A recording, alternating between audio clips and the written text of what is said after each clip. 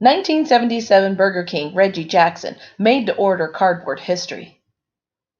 Do you remember where you were on October 18th, 1977? And if you say you weren't born yet, well then, welcome to the old-time baseball fans' corner of the internet.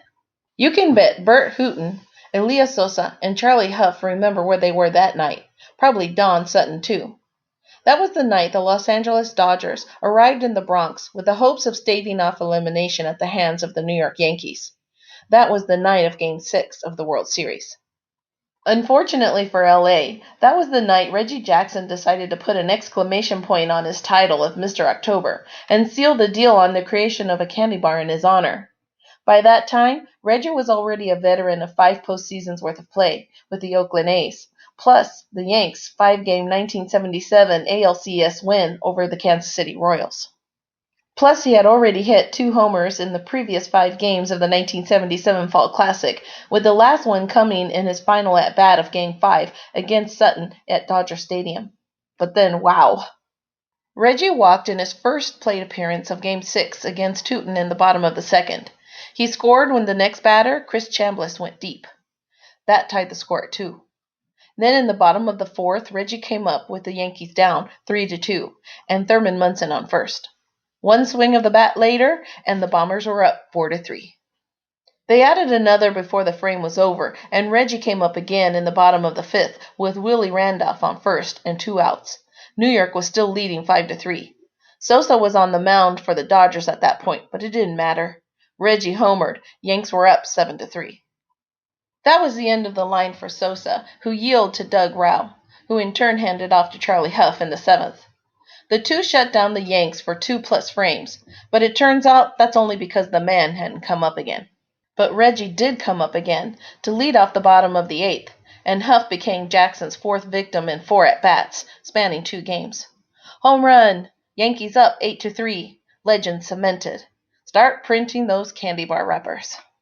And if you were a baseball card collector watching along at home, dying to have the guys on your pasteboards match the guys on the screen, where did you turn to find Reggie in his Yankees uniform?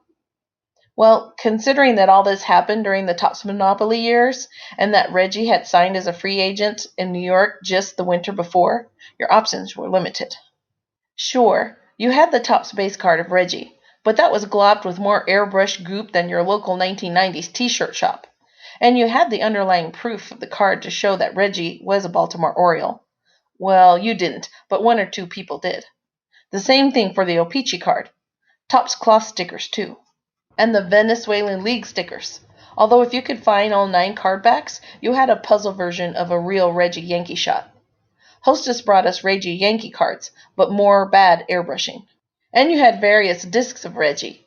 Those said New York Yankees, but had all identifying marks removed to protect the famous.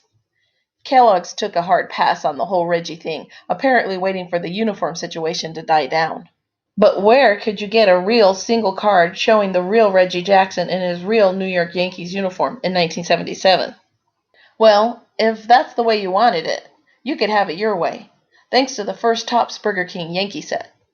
It's the one that started all the, I have this Topps card showing Billy McHero, but the number on the back is different from what the Topps card number is supposed to be for Billy McHero, so it must be worth a lot. But how much is it worth? Confusion. And there, on card number 17 in the 1977 Burger King Yankees, we see Reginald Martinez Jackson holding a bat, looking into the camera, waiting for things to get started. Reggie is wearing long black sleeves under his Yanks pinstripes, so you figure it's probably going to be spring shot, when the temperatures were still cold. And it's real, right down to the shine on the Yankees batting helmet. If it all looks familiar, well, that's probably because it's the same getup Reggie donned on October 18th that fall, the one that we got to see on card number 413 in the 1978 Topps set. But Jackson wasn't Mr. October. He was Mr. Flair. The Yanks opened the 1978 season with 5 road games, during which Reggie went homerless. Then on April 13th, they came back to the stadium for their home opener, where thousands of fans got their hands on free Reggie bars, making their world debut. Reggie the man didn't come up until the 2nd inning against the Chicago White Sox, but when he did, there were 2 on and 1 out, and the score was tied at 0. And with one swing of his bat, Reggie showed White Sox hurler Wilbur Wood what all the fuss was about. Home run. Yanks up 3-0. Reggie wrappers raining down. Made to order history. Just like the 1977 Burger King Reggie Jackson baseball card.